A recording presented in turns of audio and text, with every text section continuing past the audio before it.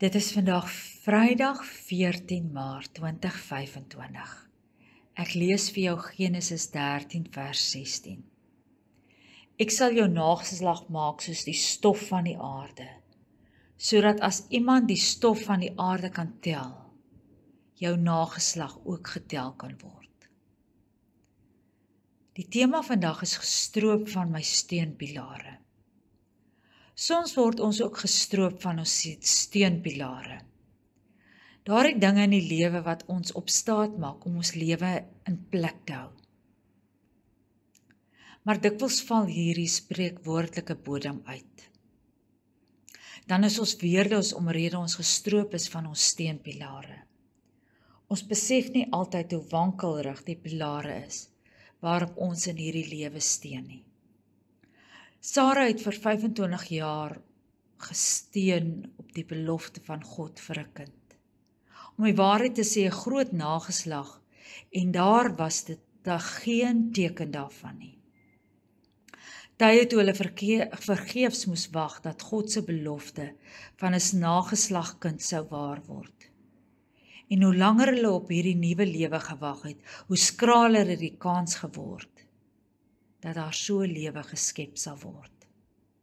Wie kan immers op 90-jarige ouderdom 'n kind in die wêreld bring?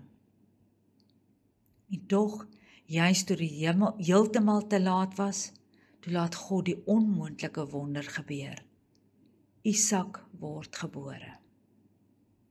God is trou. Hy is getrou. En God se trou is nie afhanklik van uiterlike omstandighede en menslike volharding nie.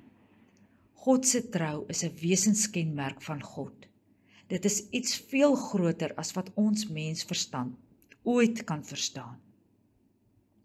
Daarom kan God jaar na jaar weer lewe blaas in die dooie takke van die natuur. En daarom kan enige verlore situasie radikaal verander en 'n uitsiglose wêreld in 'n lewe van hoop verander. God is nie afhanklik van ons menslike steunpilare nie. God is altyd getrou. Ook in die wintertye van jou lewe, wanneer 'n deel van jou dood en leweloos voel. Ja, ook dan kan hy met sy grootheid en genade weer nuwe lewe skep, wat met oorgawe kan groei en blom. Lewe daarom, ongeag jou omstandighede, met moed. Kom ons bid saam. Here, soms steun ek te veel op my eie gemaakte steunpilare. En as hulle in mekaar tuimel, dan val my lewe uitmekaar. Leer my om te steun en op U te vertrou. Amen.